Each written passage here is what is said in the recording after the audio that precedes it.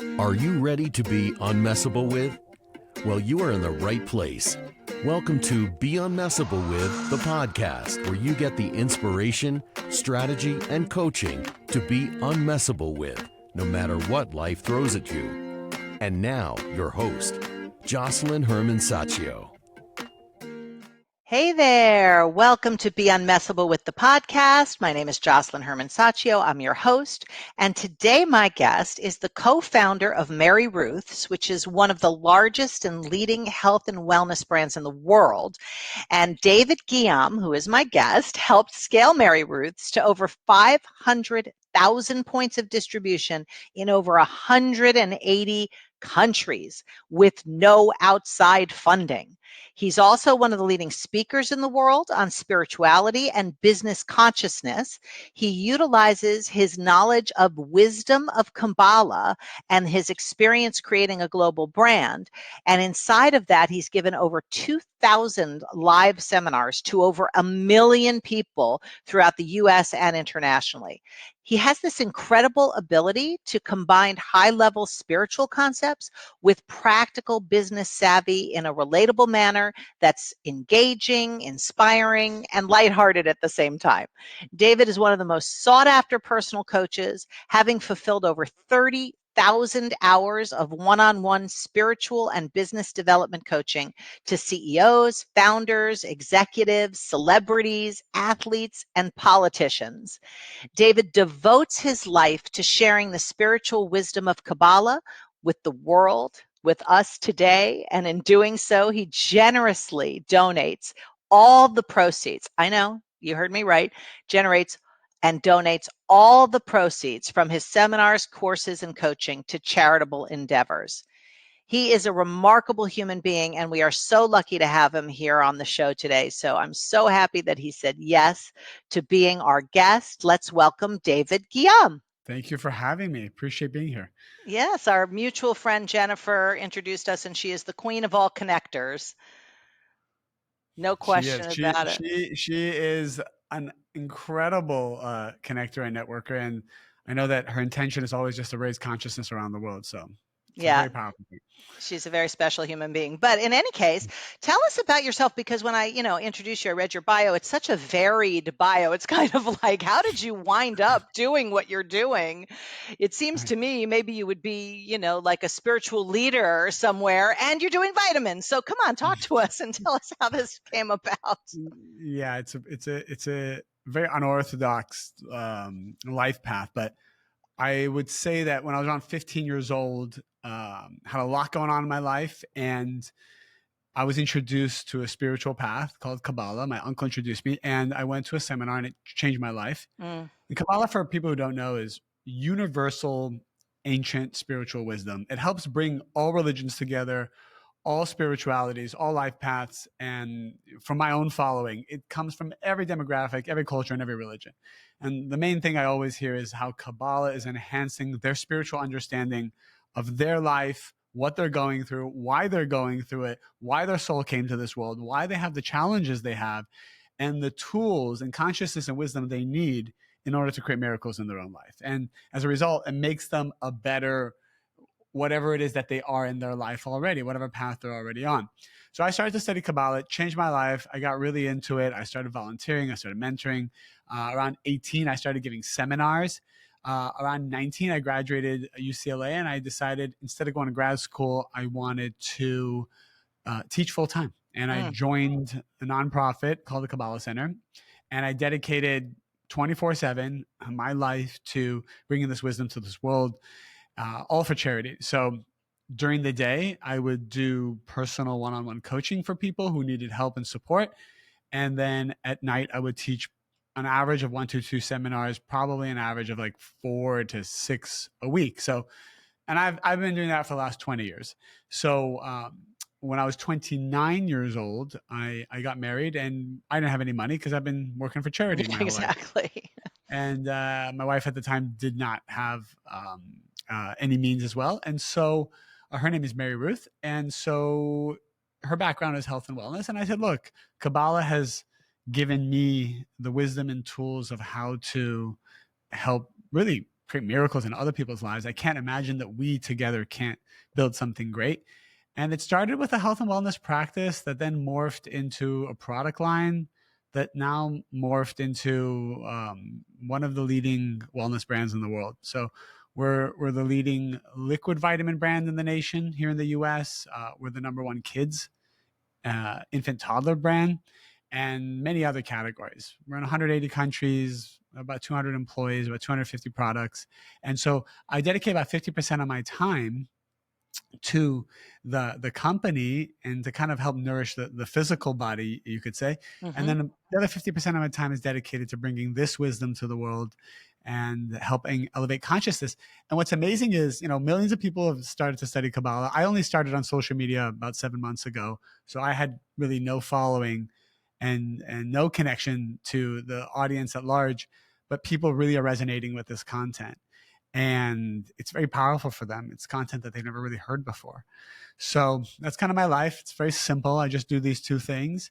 And it's definitely my passion. It brings me so much joy. It sounds like it does. And, one of the things that struck me when I was reading about you is that you were able to bring the company to this status of like, the number one company in the world, really, around liquid vitamins with no outside funding. Now, that is hugely rare. Yeah. Just talk a little bit about how'd you do that? That's crazy. Yeah, it's interesting. Not only do we not have outside funding, MaryRuth actually had gone through a lot of challenges in her life before we met. Her father and brother suddenly passed away, and then her mom got sick, which is what got her into health and wellness to try to bring her mom really back to life. And in that time, her family had gone into a lot of personal debt, close to $700,000 worth of personal debt. So when we met, we weren't at zero. We were at negative, yeah. Yeah. So we're like, all right, we'll come up with a debt management plan. We'll pay everybody back. Everybody had helped them through these tough times, but now it's time to pay it back. And so I remember we had a few $100s when we made our first batch of products, and I was just learning everything on YouTube. I learned marketing, design, graphics, Facebook marketing, Amazon, supply chain. The list goes on. I used to teach Kabbalah during the day, and then from 10 p.m. to 2 a.m., I would learn how to really run a company. Amazing. I have no business background. All of this was really divinely guided. And I tell people, when the wisdom of Kabbalah does something very powerful, it simplifies your life. And it opens up like a portal of energy that just shows you where to go and how to go. You don't need to be an expert. You don't need to come from wealth. You don't need to even have any spiritual background. You just need to be accessing this part of your soul that is already there and will show you everything that you need to be shown. So that's how we started. It instantly was successful. And it was only 8 years in. We didn't hire our first employee for the first 5 years. And 8 years in, we decided that we did want to bring on a partner to help us grow to the next level. So we sold a minority stake of our company, and we brought in these incredible partners. Private equity often gets a bad rap, but we had a partner that was just outstanding. And they helped professionalize us more. We became a more premium brand. We did more testing. We were more transparent about our products. Everything just went to its next level. And that was 3 years ago. And what's interesting, actually, is 2 days ago, I can share this because it was just announced. Unlike most founders who at this stage would probably sell and sail into the sunset, we decided to actually buy back our company fully. So we went out and raised money to buy back the entire company and just have it be fully founder-led, and not to sell it to a big pharmaceutical company or a conglomerate, which often will degrade the brand in ways that we don't want to let our customers down. And so this was a big step for us. It was a risky step, but we believe in the company, we believe in ourselves, we believe in our employees, we believe in our products, and we believe in our customers. So that was kind of the move we just made, and with the grace of the Creator will help us. Yeah, so thank you. Yeah, that's wonderful. So when you work with people as a one-on-one coach, or when you lead courses, what do you find gets in people's way the most, or how I would say that is what messes with people the most in terms of being connected to their truest self? That's a great question. Thank you. Number one, Number one, if I'm on a coach, I don't really do the coaching calls anymore. Just it doesn't allow my time. But when I would do them, it usually would take me about, let's say someone would sign up for like a 30-minute prosperity call. Like, how do I break through something? It usually would take me 5 minutes to realize they don't know what they want. And that's a big thing. People think they know what they want. People think they're clear about where they want to go and what their vision is. But when I start asking questions, they want a little this, they want a little that. I want respect, I want love, I want prosperity, I want to pay my bills, I don't want employees, I'm not sure what it starts to get convoluted. And when your energy is convoluted inside of you, in your consciousness, then the universe doesn't know what to do for you. So the energy that's reflected back to you is also convoluted, and then things take time, things are delayed, you don't feel connected to what you're doing. So the first thing I tell people is, what do you want? And they don't know how to answer that question. They actually have to come back to answer it. Learning what you want is also a difficult thing because, well, how do I know what I want? And I tell people, one of the technologies we talk about in Kabbalah is a technology that has been altered in such a way that people don't respect it anymore as much. And that's prayer. Prayer is actually a technology that is not about bribing or trying to convince God to give you something. Yeah, like if you give me this, I'll never drink again. Yeah. I'm uncomfortable right now. So God, you need to change this universal dynamic to make me comfortable. That's not what prayer is. The negative side, there's a negative force in this world that kind of challenges us, has convinced people of that. Prayer is a technology that allows you to open up your vessel to be able to let in the energy that's already been given. Because at the end of the day, the word Kabbalah means to receive. It's all about the soul, the vessel of energy. The energy's out there. Your soulmate is right there. Prosperity is right there. Certainty, wisdom, health, and healing has already been given. It's not like a mystery. Where is it? Maybe I have one, maybe I don't. It is there, already been given. The reason it's not revealed to us is we don't have the vessel. Our vessel doesn't have the capacity. It's not open to receive it. So what prayer does is it doesn't change God, it changes you. And it changes your frequency in such a way that it brings clarity. So for example, if I wanted to know what my purpose is, or I want to know what I want, I would literally go for a walk for an hour and I would talk out loud to the universe and say, show me what I want. Show me my purpose. Show me. And you keep asking over and over again. And then the frequency of your vessel changes. And then the wisdom and the information starts to come in. So that's one of the first, so simple, right? But nobody really thinks about doing that. I spend 3 to 4 hours a day now just walking. I mean, it's crazy. I'm running a company. I got a family. I got kids. I got all this stuff going. I got Kabbalah. But really 3 to 4 hours of my day is walking and talking to the creator, because I know that if I open up my vessel, the rest will be taken care of. I'll find the right employees. I'll find the right product ideas. I'll find the right everything. Just cut out all the riffraff when you know how to utilize prayer. Beautiful. I love it. You know, it reminds me, I don't know if you can see this, those of you listening, I have a tattoo on my arm. It says Abracadabra.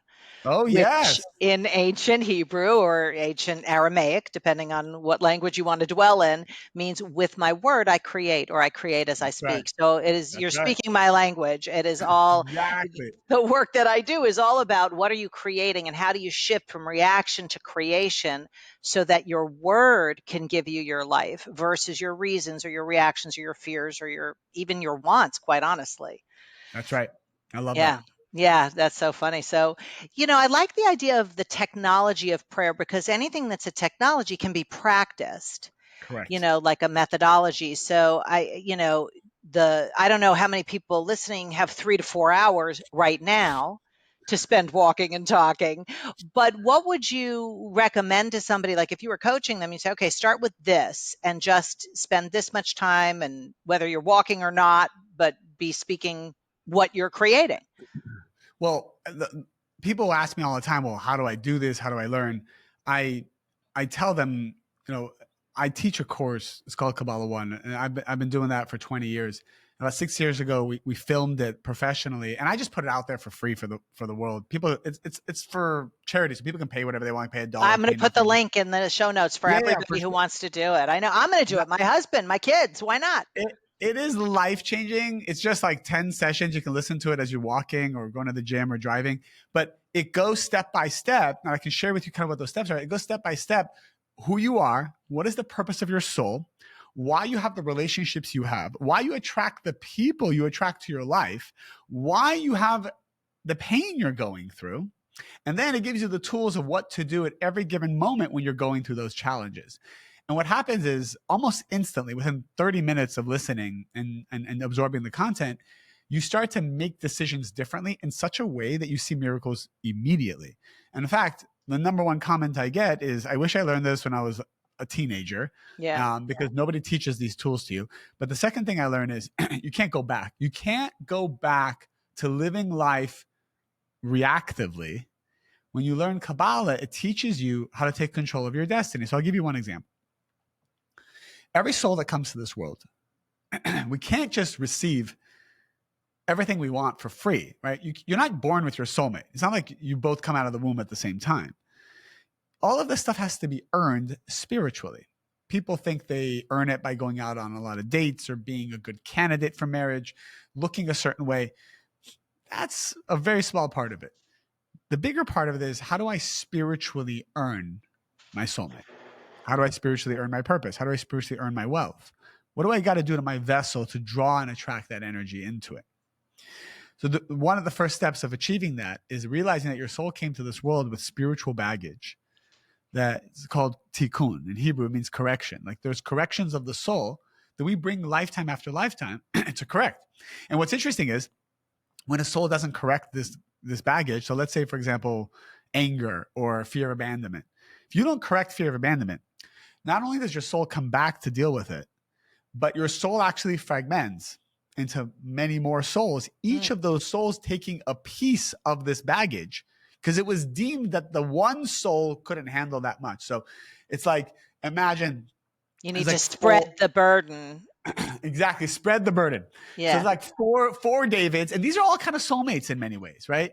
And it's a very powerful thing, because these souls have been fragmenting. So you could be in a room with like 200 people, and all of you could have been part of an original soul maybe 500 or 1,000 years ago. That's also why we have certain friends, animals that you feel deeply connected to can have those soul connections.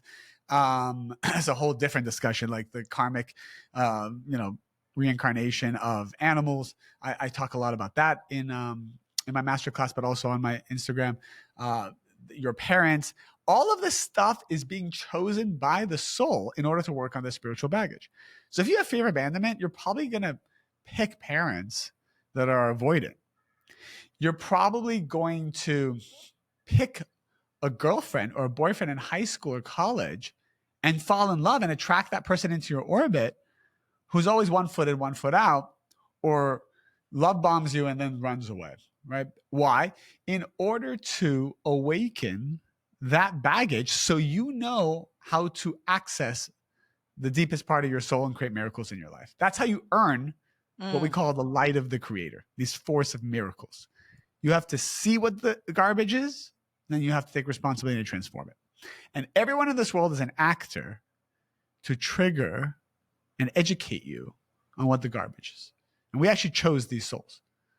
So difficult relationships, toxic relationships, narcissistic relationships, whatever you want to call them, the soul chose this before it came to this world in order to help it elevate.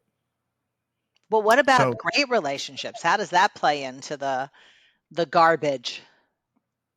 Great relationships. The definition of a great relationship really comes down to human dignity and communication. So I know very healthy relationships are actually the ones that argue the most. And I remember there was this scene from, there's a famous TV show. I can't remember exactly what it was, but I remember a scene where the couple was fighting. Husband and wife were just screaming at each other. And there's this old man sitting on a bench. And this old man kind of looks over to them when they're done screaming. And he's like, if my ex-wife and I would argue the way you did, we'd still be together. Well, there's It's such a passion when you argue. It's true. That's right. When you argue, Although my husband and I have been together for 30 years, so I'll just say this up front, full disclosure, we've only had 5 fights. It is just not a realm in which we play. it's not a way that you communicate with each other. That's right. It's just not our style. Yes. And we have a promise. We have a word in the matter, and it's purely created. It's not like I couldn't react and go crazy, and the 5 times we had the fight, I was pregnant and I did react. And I think that's a great example, because the relationships I see is a great relationship is basically one that feels the pain, argues, disagrees, hurts each other, right? Because when you love someone, you're going to hurt them. And they're going to feel hurt, because if nobody was hurt, it means they don't really care.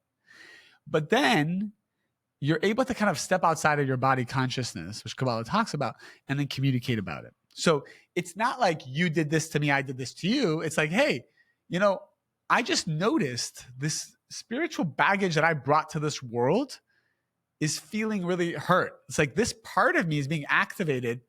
And I'm really happy that you're in my life right now. We can talk about removing this. And that's why you need a mature partner to kind of go through that with. So that's really powerful when you can communicate through your tikkun. The tikkun is going to come up no matter what.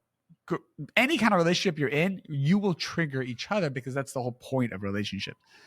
How you handle them and how you transform, that's the free will.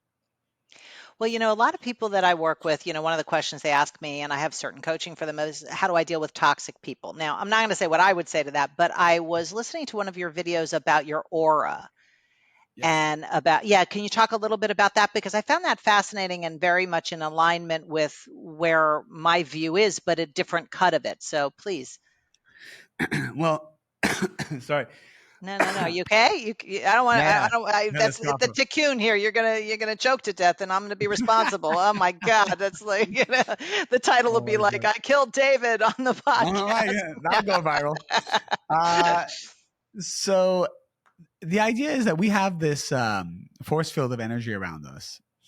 Kabbalah is called the surrounding light, and it's this energy that surrounds us that actually encompasses all the potential miracles we're meant to reveal.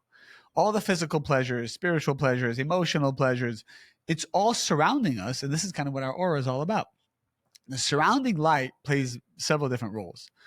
One of the things that it does is it pressures us and pushes us to be the best version of ourselves. Because when it's like a baby that's trying to be born, it's pressure. The woman feels pressure at the moment that the child is ready to come to this world. So this light starts to put pressure on you when it wants to be revealed. The light of love puts pressure on you. The light of prosperity puts pressure on you. We feel it as stress, anxiety, sleepless nights, frustration, sadness. All these feelings that come up are actually the light trying to reveal itself. The darkness people feel is not an absence of light. It's the excess of light. It's the excess of energy that's trying to come in that is so much energy, the vessel's not ready to handle it. So what it's doing is pushing us to expand who we are. It's pushing us to surrender. It's pushing us to have more certainty. It's pushing us to let go of our need for instant gratification and all the stupid things that we're holding on to that's causing us to be small. The ego is one thing, thinking small, choosing small pleasures over the big ones. Kabbalah just telling you meant to have it all. Why are you settling for breadcrumbs of light, breadcrumbs of energy? So it's not about good or bad. It's about a constant settling that's happening. And that's how we inspire people. We don't tell people, oh, don't do this. This is bad. Someone wanted to ask me like, oh, I'm in relationships and I sleep around with all these people. Is that bad? What does Kabbalah say about that? I remember somebody asked me this like 15 years ago. And I said, do you enjoy it? And he said, yes, I enjoy it. I said, great. So you're happy, go do it. Like there's not a discussion to be had here. But when he came back 6 months later and says, I'm not enjoying it. I said, you're not enjoying it. Now there's a discussion to be had. I said, he's like, am I doing something wrong? I said, we don't like to talk in that way of wrong or right or you're good or bad. Like that's all very limiting.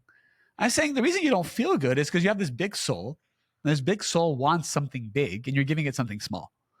So yeah, if I went to 5-star restaurant, I'm really hungry, and I'm ready to have like a great steak, and they bring me like a leaf, I'm going to be upset. This is not going to be satisfying. So you're not satisfied. So you're not doing anything wrong. It's just that your soul wants something more. So let's talk about that. So Kabbalah can help you get more, not settle for less. That's really what it comes down to. We don't have to shame people and guilt them into being good or bad. Like all that actually makes everybody worse. You never help anyone by shaming them, ever. No. You know, one of the things you had said was something about like, you know, if you're depending on someone else's energy for your, I'm going to call it clearing, but let's say aura, right? In your language, the aura, but the space that you are, right, gets impacted by other people's energy if you're dependent upon their energy. Am I getting that kind of? Yes. So the minute you need, there's a universal law that says as soon as you depend on someone's energy for your happiness, you begin to lose that energy. Because at the end of the day, when we're dependent on someone for happiness, dependent on them or something for self-worth, like my career makes me worthy, my clothing makes me worthy, my wealth makes me worthy, this person I'm with makes me worthy. Whenever we do that, we begin to lose that thing. The reason is because the universe is designed in such a way to help us be dependent on the light of the Creator, which is the most infinite powerful force that will never let you down.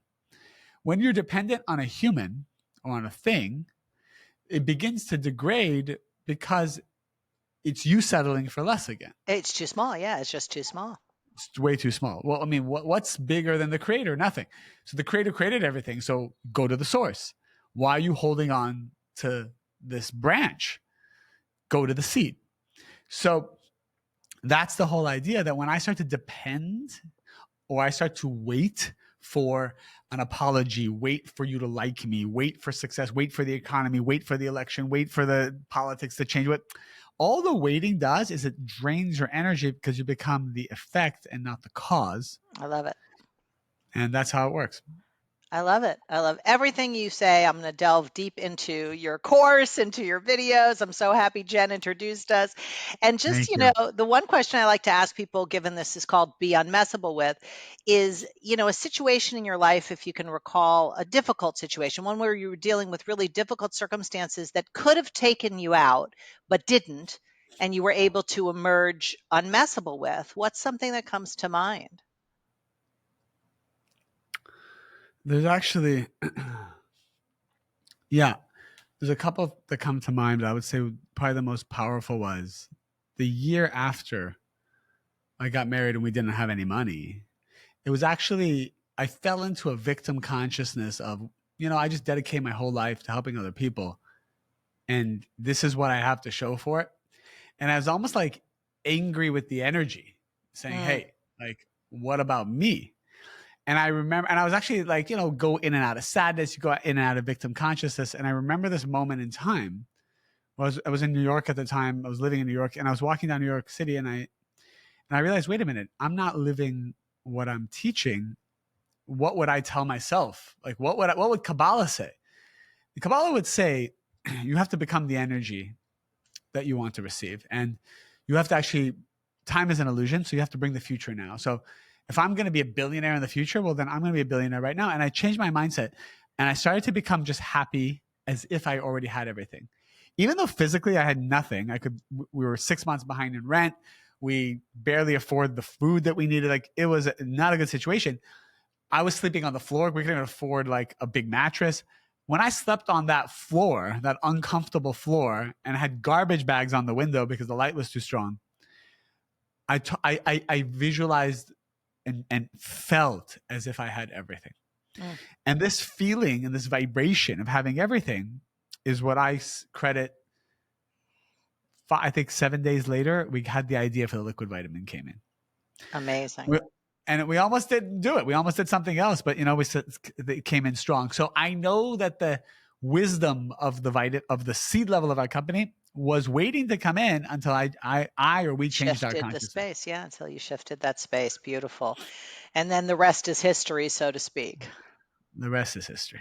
Yeah, beautiful. Well, I just so appreciate you taking the time to be with me Thanks and for with having me, everybody. Justin. Yeah, absolutely. And is there anything you want to offer people, which I'll obviously put in the show notes, anything you want to, or just offer verbally to Yeah, our yeah. My listeners? audience knows I never have anything to sell.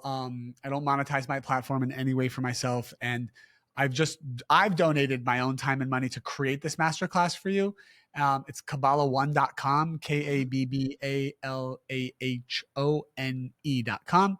You just go. It's professionally recorded. It's the best content. You're gonna laugh. You're gonna have fun. You're gonna learn. It's pay what you want, so you can pay whatever you like. And that's what I recommend to people. Or if you just want bite-sized pieces of content, you can follow me on Instagram. My handle is my name, David Ghiyam. And every day I'm posting something, hopefully that's inspirational for you. Great. And I'll put all of that in the show notes so people don't have to write it down as they're listening, and you can just click on it and make it easy. And, again, thank you so much. I always love meeting people that are about impacting the world in an expansive way. So I'm happy we Thank you met. so much. Yeah, Appreciate you. absolutely. Thanks for Yeah, having me. you too. Absolutely. And for the rest of you, we will see you on the next episode of Be Unmessable with the podcast. And if you heard something today that made a difference for you, please share the episode with someone in your life who you think it would make a difference for, because there are people out there that your contribution to them will make the difference in their future. So please share. Thank you for tuning in to this episode of Be Unmessable with the podcast. I never take for granted that you've chosen to spend some time with me, and I am committed that you get value every time you do. So if you want to develop your Unmessable with muscle to create life versus react to it, click below in the show notes and we will get you into our free promise game process that will enable you to start creating what you want versus waiting for what you want. I look forward to hearing back from you on what you're creating, as well as future topics for the show that might support you in being unmessable with. See you next time.